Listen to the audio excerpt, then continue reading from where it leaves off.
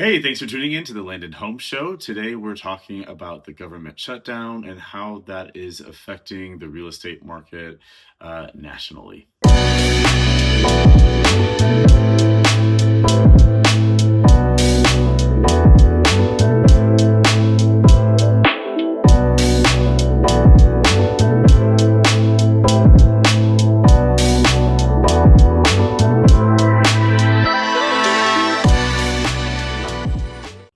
Hi, I'm Stephen Davey Davis, your land specialist and residential realtor here in Central Kentucky and beyond. I wanted to talk about this because it's a headline every day. I think we're at second longest government shutdown.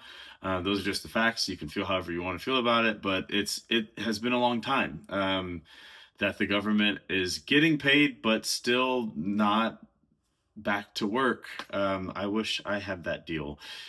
This is not a political post. I have a lot of feelings about the shutdown, but this is really just more about where buyers and sellers are going to be affected as a result of it, because there are a lot of angles to really examine here, and I'm going to try to make it quick, fast, and simple.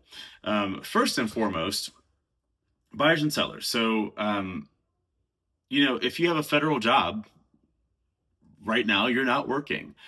And where that really makes things tough for literally both buyers and sellers. If you're a seller and say you don't have a lot of savings right now, like, you're not bringing in any money. And if you're a seller watching this and you have a mortgage on your home and you're getting close to not being able to make your payments, I would go ahead and call your title company or call your mortgage company directly and look for those phone numbers about forbearance. There are some things that you can do when you have come into hardship and you're not able to make those payments. And so it obviously is a tense time for a lot of people in our country, and having a roof over your head is really important. So seek out those phone numbers for your mortgage company or call your title company and they can help you get the right phone numbers. But there are some short-term solutions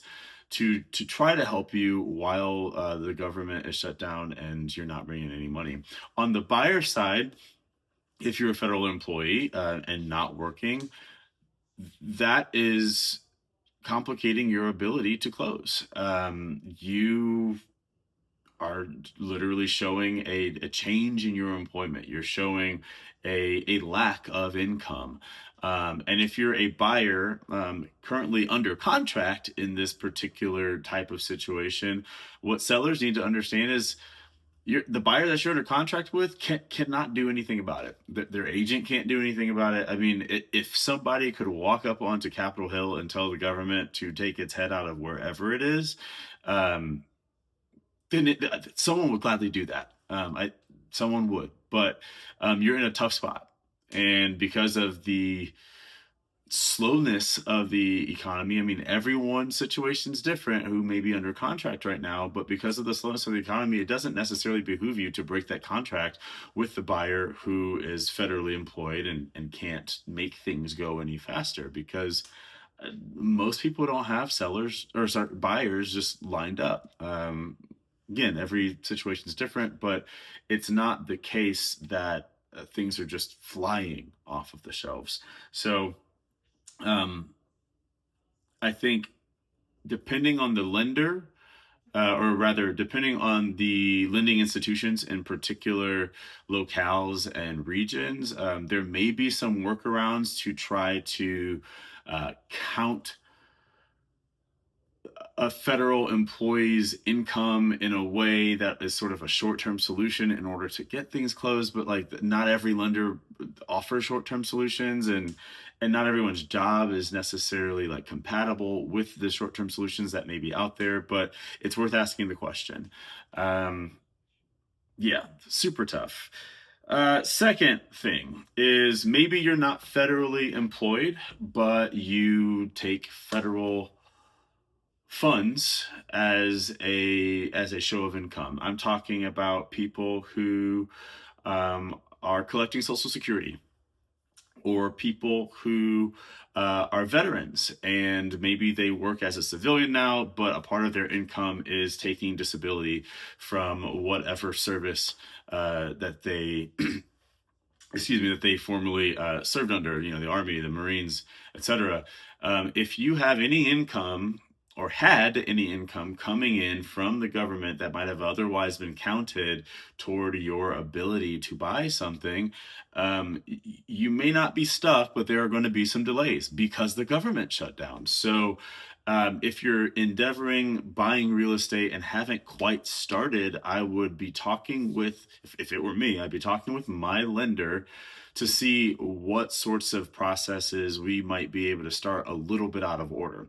Because it's not that the Social Security Administration, at least to my knowledge today, it's not that the people that are there verifying incomes and whatnot are completely not working, but a lot of them have been furloughed and not deemed essential, which means that responses for those income verifications that lenders need are severely delayed because now there's still people trying to buy real estate, but there are like way less people to answer the questions that lenders need in order for that income to be verified. So federally funded people or people that are collecting money from, Social Security, veterans, I can't think of other like income things that people might take. But if you're getting money from the federal government as a form of income and trying to buy property, you're going to probably see delays. And so, like I said, if you are a buyer in that situation, I'd be seeing what a lender could do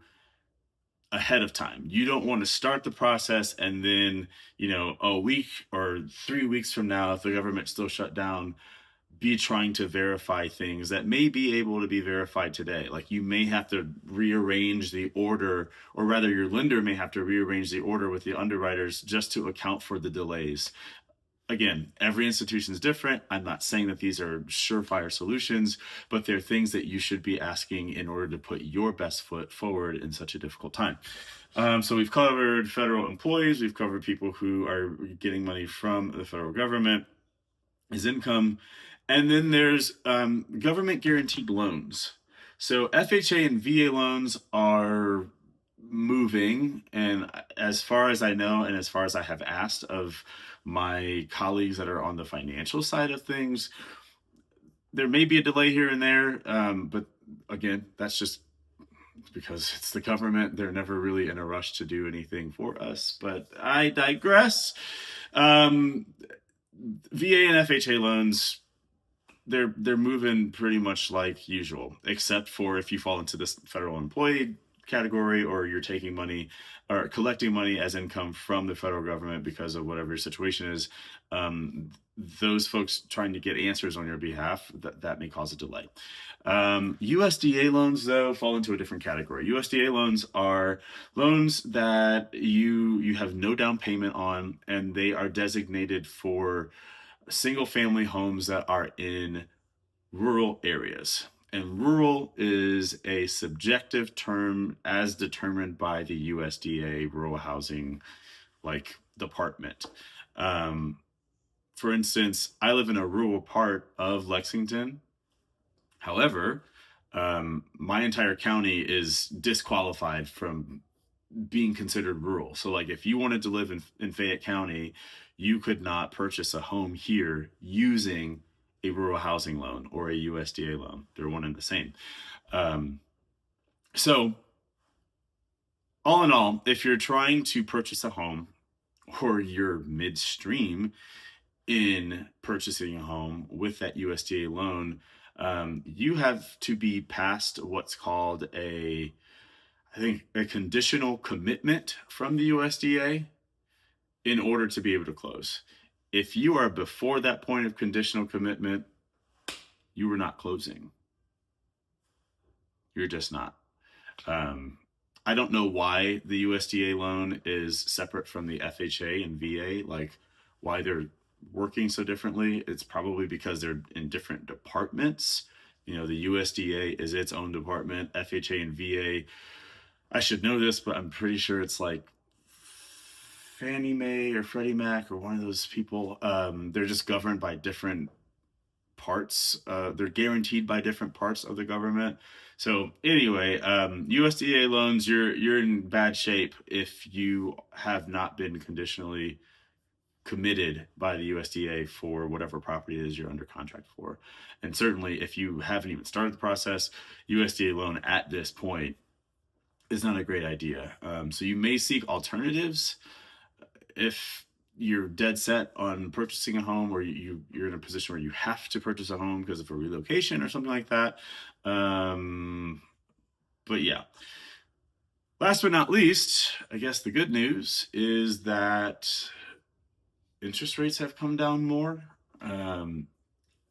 If interest rates are something that you are super into keeping track of, my one recommendation would be to get your information from the source.